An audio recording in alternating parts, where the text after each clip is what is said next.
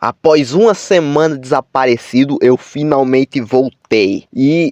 O motivo de eu não ter postado um vídeo na semana passada é porque eu tava doente pra caramba, pô. Tava fraco, ao ponto de que se eu tentasse levantar, eu quase caía, pô. Sério, eu bati uma tontura sinistra em mim que tava imoral, pô. E a minha voz tava muito rouca, pô. Eu tava falando assim, tava imoral, pô. E agora que eu tô muito melhor, eu finalmente assisti o 8º episódio de Primal, pô. E, cara, esse episódio foi muito bom, foi bom demais. Eu gostei muito desse episódio, pô. Tipo assim, eu tava com a expectativa dele superar o episódio dos macacos do mal lá da primeira temporada, pô. E as cenas de ação não superou, pô. Mas pra mim o episódio é melhor. Eu gostei muito desse episódio. Vou dizer que ele é o melhor dessa temporada até agora, porque esse episódio foi muito foda, pô. O episódio começa exatamente onde o último terminou, com o espia chegando daquela arena improvisada, pô, e vendo aquele bicho estranho cinza com aquela vestimenta peculiar, pô. Assim que eles começam a encarar, começa a surgir uma porrada de bicho parecido com aquele, pô, só que com vestimentas mais tradicionais, como de Homens da Caverna. E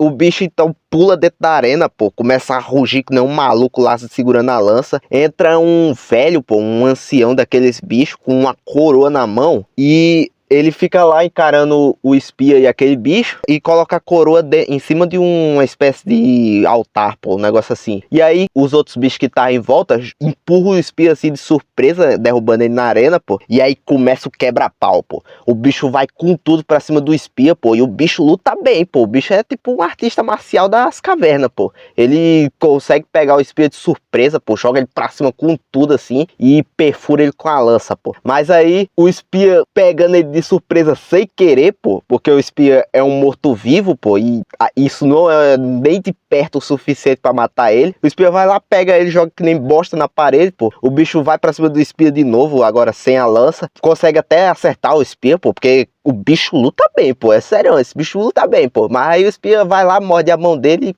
pá! Adeus, cabeça. E nisso o ancião entra de novo naquela arena, pô. Pega a coroa e coloca em cima da cabeça do espia, pô. E tipo assim, quando eu tava assistindo o episódio, por um momento eu achei que o espia tinha virado o rei deles, pô. É uma coroa. Mas, na verdade, ele virou só o campeão, pô. Eu acredito que esse velho é o líder dessa vila, pô. Porque, sim, é uma vila, pô. Ele, depois de coroar o espia, vai levando ele até um canto lá, pô. E aí o espia vê que tem todo um povoado lá, pô. Cheio de gente, assim, fica morando dentro das cavernas. E o velho leva ele até um canto, pô, que tem muita lava, pô. É tipo, é onde toda a lava do vulcão vai descendo assim, pô. Lá no meio da lava, pô, tem um canto assim que tem umas pedras. E o espia acaba vendo, pô, o Gollum. Sim, teve esse crossover, pô. O Gollum com os olhos vermelhos de tanto cheirar alguma pedra do anel, pô. E o Gollum vai lá até o espia, pô. A gente vê que ele tem uma espécie de colher de madeira assim, pô. E aí o ancião vai lá, pede pra ele descer. Ele desce de novo e aí a gente vê, pô, que aquele líquido preto, pô, sim, aquele mesmo líquido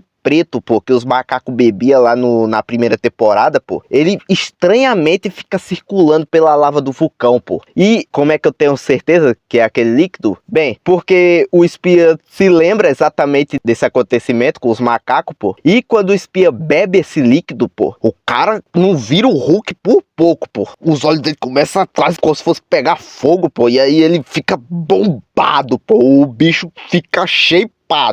É o zumbi bombado, pô. Muito foda. E nisso a gente vai vendo que o espia continuou naquela vila, pô. E toda vez aparecia alguma criatura bizarra, pô, que chegava pra desafiar os bichos cinza lá, pô. E como o espia era o campeão, ele sempre lutava. Primeiro, ele enfrenta um bicho, pô, que é quase uma mistura estranha de um orc com um golem, pô. Sei lá, é como se fosse um golem de carne, pô. É um bicho meio estranho, mas muito foda. O bicho é enorme, pô, que pula na arena atrás da coroa e aí tá com um porrete gigante, pô. Ele começa a jogar o espia que nem bosta com esse porrete. E aí o espia vai lá, desce o cacete dele, derruba ele, pô. Pega o porrete e aí já era, pô. O homem tá armado. Pá, pá, pá, na cabeça do desgraçado e ele morre. E aí, novamente, o espia vai lá, bebe o líquido, pô, fica bombadão. E aí, a gente vê outra luta dele, que é um furry, pô, e o espia...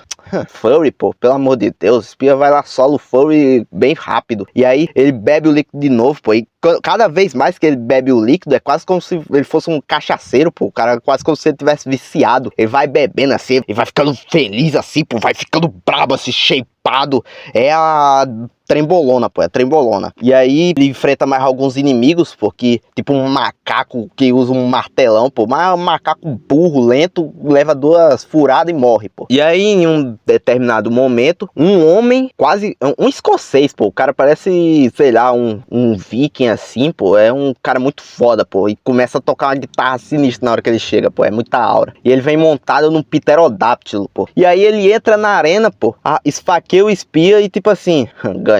Mas assim como o primeiro bicho que o espia enfrentou, pô, esse maluco não esperava que o espia não morria tão fácil assim, pô. Então o espia só pega a cabeça dele, pá! Mas lembre-se desse pterodáctilo. A gente então corta pra visão da Mira e da Feng, que após os eventos do episódio anterior, pô, chegaram na vila, extremamente tristes, pô. Nossa, clima de velório, com esses desgraçados dessa vila dela, tudo triste assim, por algum motivo. Odeio esse povo depois do episódio anterior, pô. E a Mira, pô, vai até o canto onde o corpo do espia ficava, e agora nem o corpo dele tem mais, pô. Então ela só deixa, tipo, um pedaço da roupa que ela achou dele, perto de uma cachoeira, e o moleque catarrento lá, que é amigo dos filhotes da Feng, vai lá e coloca uma lança, assim, que era dele, pô. Aí a gente vê que a Feng, aparentemente, tá bem arrependida, pô. E, tipo assim, a culpa foi dela, pô. Porque os miseráveis da vila da Mira estavam lá atacando ele, sim, mas a Feng não fez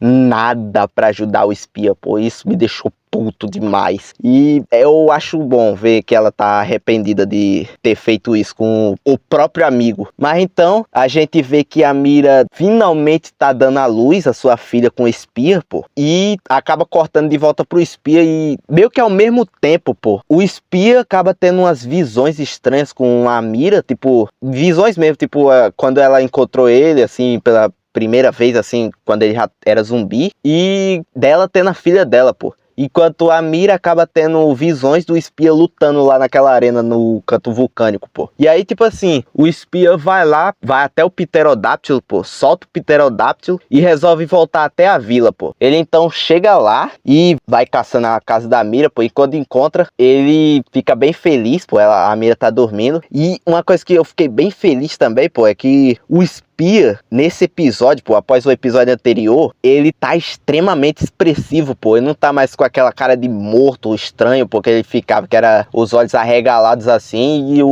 e a boca aberta, pô.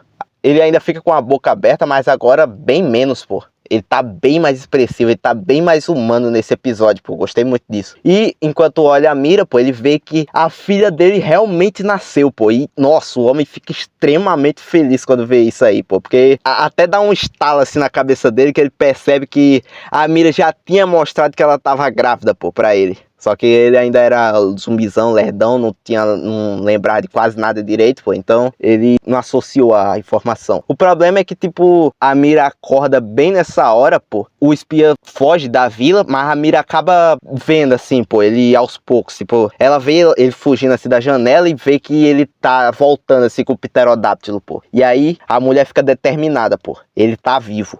E a Feng, enquanto o espia saía com o pterodáctilo, a Feng sentiu o cheiro dele, pô. Então ela também viu que ele tá vivo. E aí o episódio termina com a Mira indo atrás de mapas, pô. Reunindo uma porrada de mapas, assim, da área, assim, perto da vila dela. E vendo que tem uma área meio vulcânica, pô. E aí a gente vê que o espia tá extremamente feliz, mas ainda lutando nas arenas, pô. E o episódio termina assim. Esse vídeo já deu 10 minutos, pô. Não era pra esse vídeo dar 10 minutos. Eu tenho muita coisa pra editar essa semana, pô. Então eu vou falar pouco aqui. Eu gostei muito desse episódio, eu achei ele muito foda, pô. Realmente, esse episódio pra mim foi um balanceamento muito bom de cena emocionante com luta muito foda, pô. Então eu vou deixar ele no lugar que eu disse no início do resumo, pô. É o melhor dessa temporada por enquanto. Quero ver o 9º, que eu vou assistir já já. E se você gostou do resumo, por favor, deixa o like. Comente aí o que você tá achando dessa temporada, porque agora a gente já tá na reta final dela. Falta apenas 2 episódios.